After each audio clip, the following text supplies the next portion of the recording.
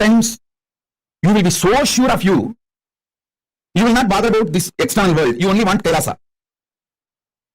I'll tell you, just 2-3 days before, from my Purvashram family, I got a phone call. They sent a message, Swamiji, actually my grandmother passed away. I don't know how many of you know if you read my biography, at the age of 2, my grandmother opened her treasury and asked me to pick up what I want. I picked up Rudraksha and threw everything out, tumbled the box by pushing it aside, just picking only the Rudraksha mala. That same grandmother, she passed away. All her jewels are there. So they sent a message, Swamiji, your share will come around some 100 savan. 100 savan means I think 800 gram gold. Should we get it and send it to you? I laughed. Hey, at the age of 3, I rejected it. And when you are asking me, do I want that at the age of 44? At the age of 3, I clearly picked up what I want from that whole box and threw it, all the other things. And you want me to have that at the age of 44? From 3, I am very clear what I want. Listen carefully.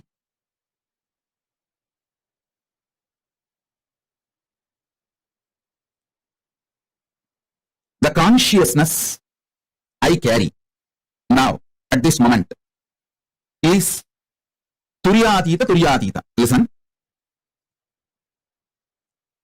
Listen carefully.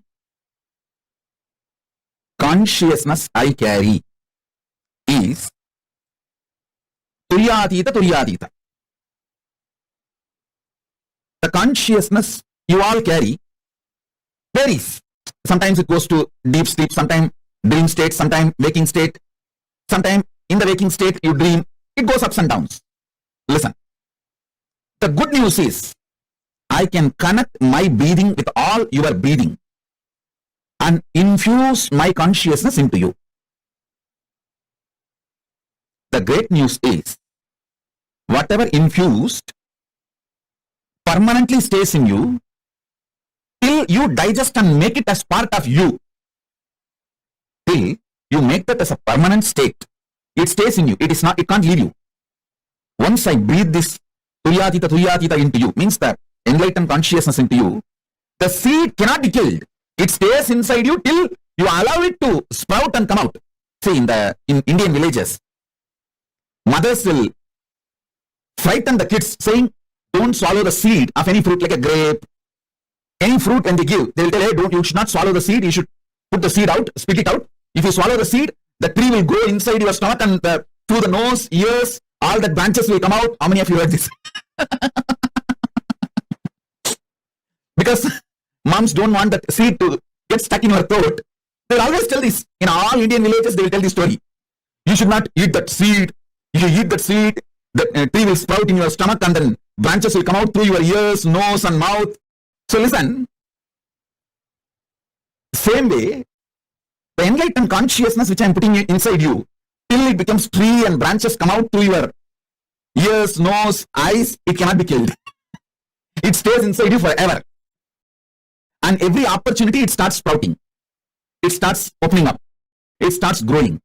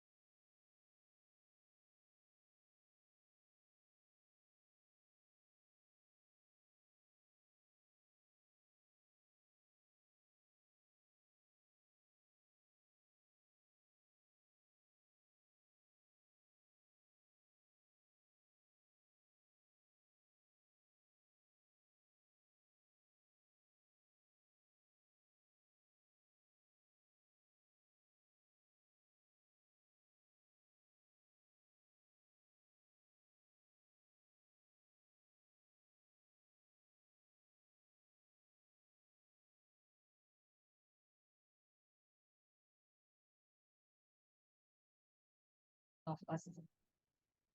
The very, very powerful revelations, Swamiji. You understand, every single one of us are initiated to start manifesting Swamiji through us. Literally, today, we all are going to experience this look at the Mahā KAILāSA, where Paramashiva exists in his pure state, beyond form and purpose. And it is in this space of Mahā KAILāSA where he resides as that ultimate manifestation. All the great cosmic happenings are happening. See, please understand, Mahā KAILāSA is literally the abode of Paramashiva where he resides in his formlessness. And that is a space of Kailasa. That is a space of completion. That is a space of Paramashiva. Now, for all of us, all the participants, every one of you that are sitting here, please understand, through the whole program, all of us are manifesting this exact same space, this exact same experience. Now, I request all the participants, every one of you, let us just sit and experience the space of Mahā KAILāSA. What does that mean? What exactly does that experience mean? When you are connecting to Mahā KAILāSA, right? When you're accessing that parallel universe, all the powers of Paramashiva starts manifesting through you. And let us do it in a very simple, a very, very powerful, through a very powerful power manifestation, where we're going to be manifesting the power of being able to apply our consciousness over the matter, being able to move a matter, an object, just through our conscious will. Shall we all start? Yes? Okay, so we're going to keep it very simple in the first round. Okay, I request every one of you to put please have a water, a cup of water. You're going to be putting a needle in that water, or like a grass, a blade of grass, any of this. Put it in the water. You're going to be manifesting the power to move it as per your conscious will. Just sit in that space of Mahā KAILāSA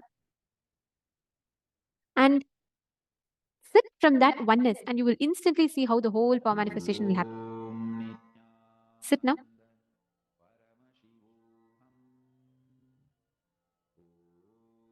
Start manifesting.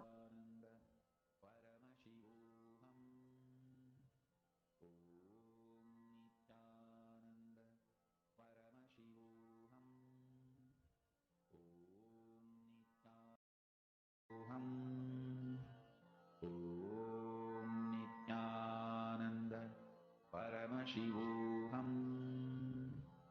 Om Nithyananda Paramashivoham Om Nithyananda Paramashivoham. Slowly, please settle down. Now, we're going to be entering into understanding one of the most important aspects, understanding about the Ananta Kalyana Gunas of Paramashiva. Let us now listen to the revelations. Sadashiva's right eye is Surya Mandala, left eye is Soma Mandala, third eye is Vanni Mandala, Agni Mandala. Vahini or Agni, both words can be used. Usually we use the word Vanni Mandala. Listen, the right eye, Surya Mandala, is responsible for power, Swayam Prakasatva, logic, penetrating, scrutinizing, dissecting, ruling.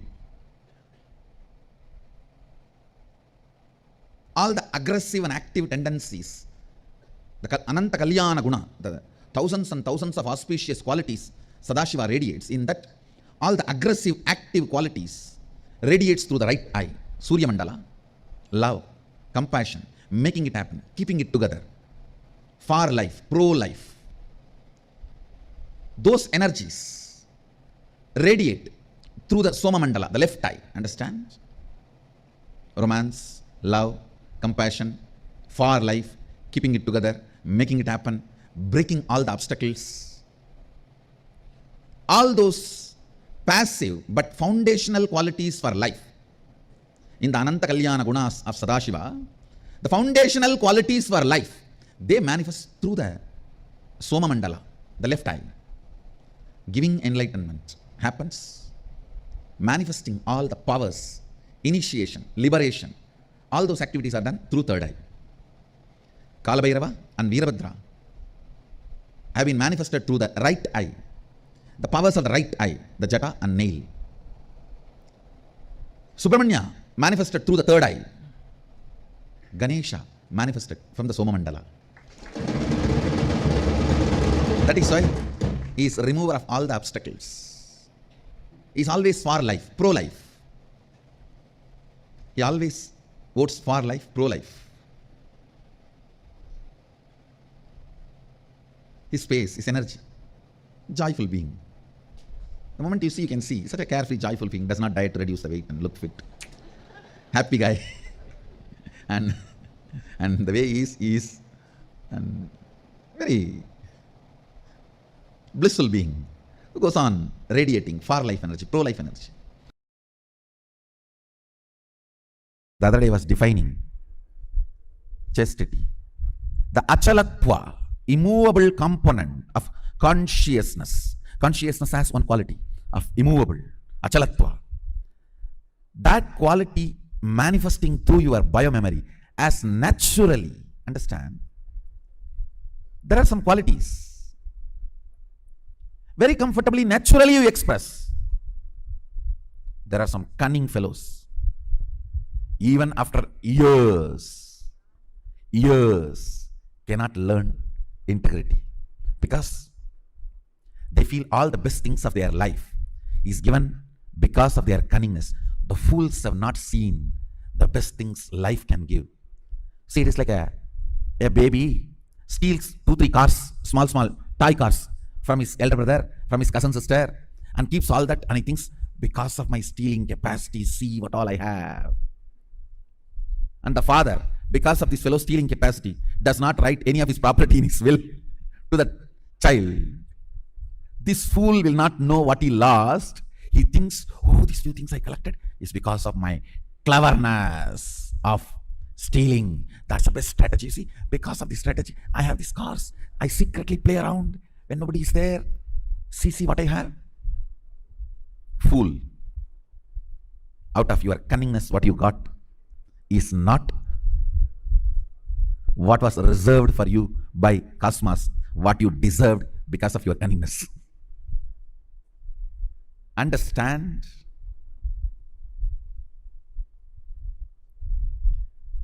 If your cognition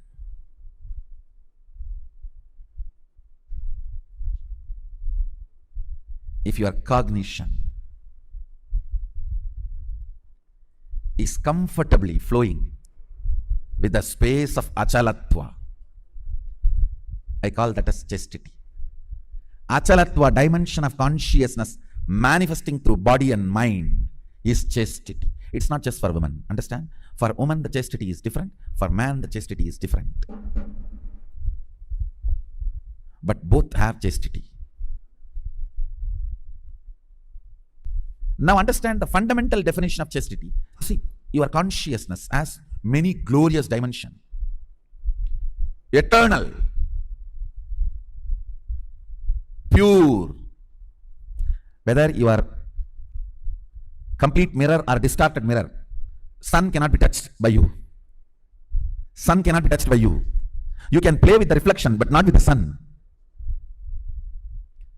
Your consciousness, pure consciousness, has many good qualities. Eternity. It's eternal. Achalatva, stability. Pure. Self-effulgent. Always alive. So all these dimensions are living cognitions, gunas of your pure consciousness. In Bhakti traditions, the devotion traditions, we call it Ananta Kalyana Guna of Bhagavan, of Lord. Ananta Kalyana Guna of Lord. This one Kalyana Guna, one auspicious guna, character of your consciousness, achalatva, that manifesting through your biomemory, muscle memory, consciousness, is chastity. Chastity is one of the health of consciousness. Understand the word. Chastity demonstrates your consciousness is healthy. Like, only mentally healthy person will be courageous. Understand? Sometimes the stupid decisions you take out of cowardness also may be appreciated by others as a bold step. No, that is not courage. Courageousness is health of consciousness. Same way, chastity comes when your consciousness is healthy. Integrity comes when your consciousness is healthy. Understand? The cunning.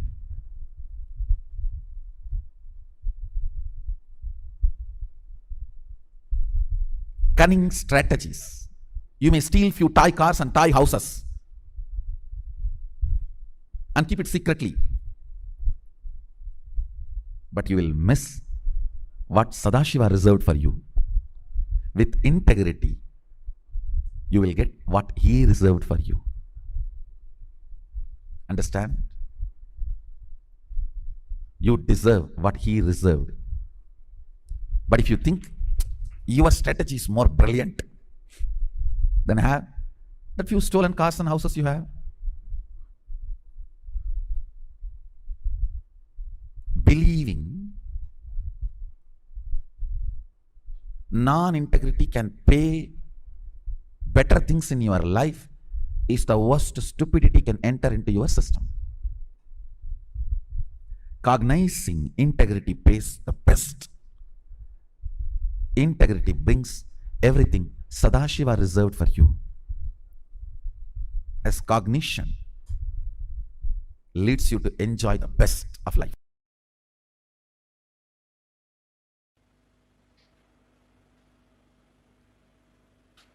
Mahadeva is uncomparable, unique energy and beyond ego, just a simple innocent being. Asudosha, above all, the eternal bliss, eternal fulfillment. Remember the 7 qualities of Mahadeva. I have connected the 7 chakras qualities. Fantasyless being, being beyond fear, being beyond worries, being who goes on sharing, giving, being who is unique, being who is so simple, easily available, being in eternal fulfillment, Nithyananda. Remember these great 7 qualities because Shiva is filled with Ananda, Kalyana Guna, thousands and thousands of auspicious qualities. Shiva who is radiating the 7 qualities is inside you. Your own personality. Understand? Whatever idea you have about you, that personality carries the 7 qualities. So meditate. Remember that personality can express the 7 qualities. Shiva is not just the totality of you, auspicious qualities. So by meditating on it, you become that.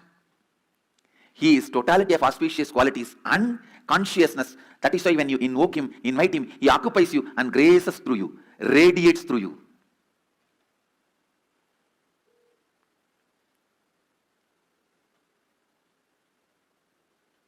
Not only he introduces himself to you, he introduces himself through you to everyone. He introducing himself to you is authenticity. He introducing himself through you to others is enriching. Mahadeva is the conscious intelligence. Shivoham is not technique, it's a conscious process. Meditate on Shivoham. Don't think your japa, repetition, the strength of your meditation is going to bring the results. No. He is conscious intelligence. You meditating is nothing but invoking him, requesting him to fill you, to radiate through you.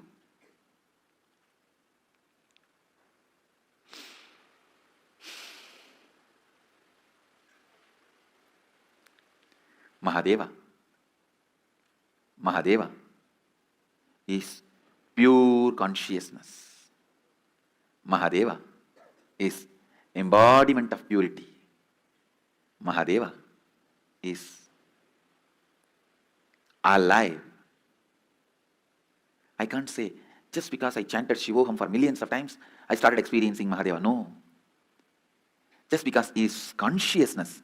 He accepted my request to walk into me. He started radiating himself through me.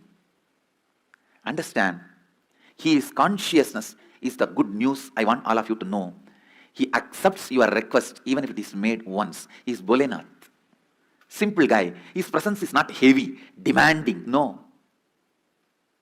He is not Vaikuntavasi. He needs the Lakshmi to press the feet and the Ananta Sesha for a bed and the milk ocean for his presence and all the best things. Shamantaka, the best, greatest jewelry for wearing. No, I am not disrespecting Vishnu. All I am trying to tell you is Mahadeva is Bholenath. Even if you are already depressed like a cremation ground, you are almost there, your whole mind is dull, dead, depressed cremation ground, even then, he is happy to dance there. And all your thinking, feeling, everything is full of negativity, negativity, negativity, negativity like a ghost.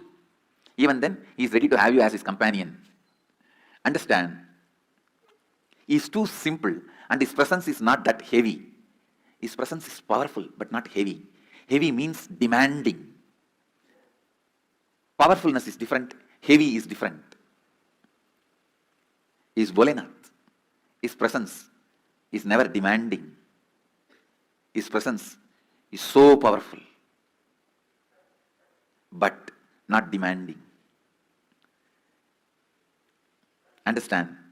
Invoke him, request him, pray to him, ask him, invite him to your inner space. Mahadeva, whatever I know as Aham is a bunch of my root patterns, social conditionings,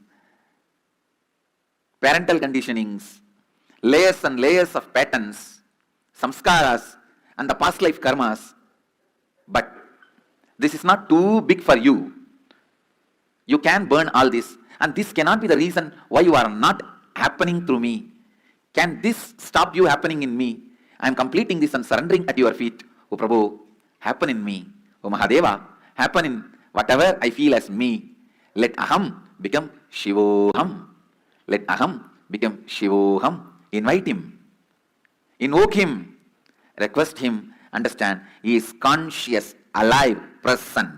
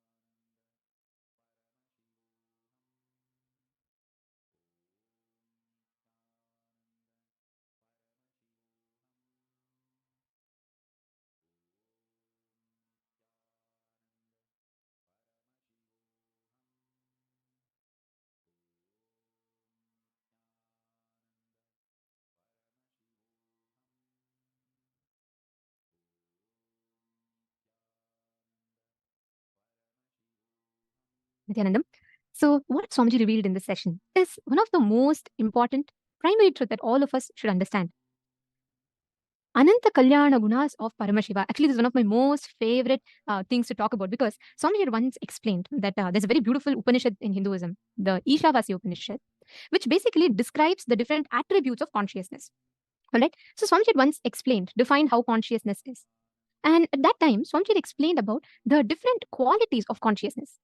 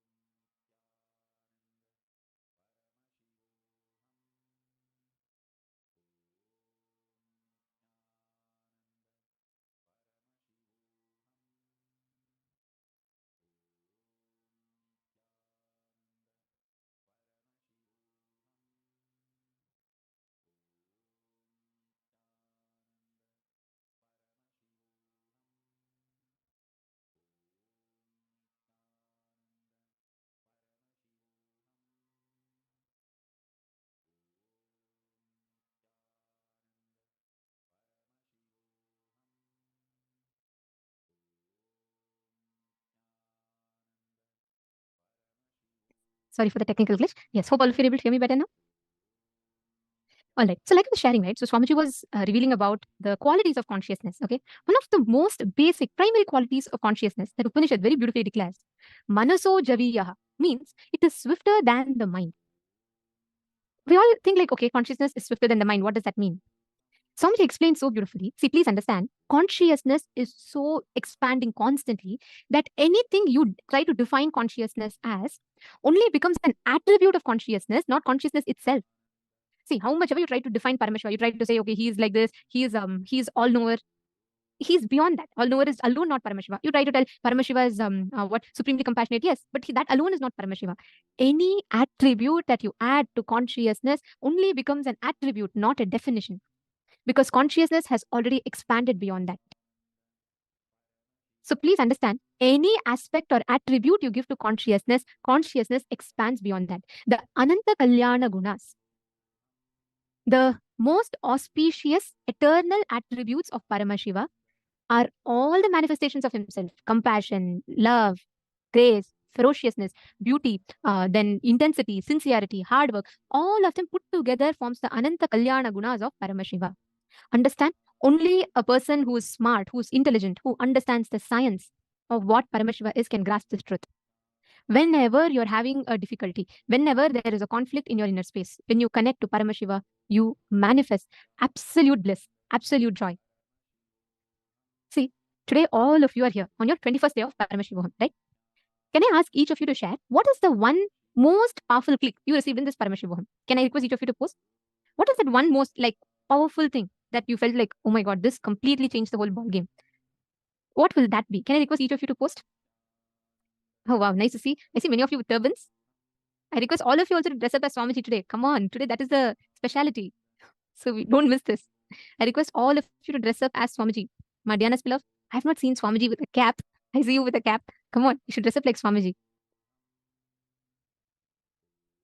Okay, come on. Can I request each of you to post? What is the one cognition, or I'll say one most powerful takeaway for you from the Paramashivoham? The one thing that you feel like, this is it. This is the biggest click like I've ever had. Okay, Ma Parmeshwari is saying breakthrough in power manifestation. Okay. Super determinism. Ma Sarlananda has posted persistence and super determinism. Beautiful.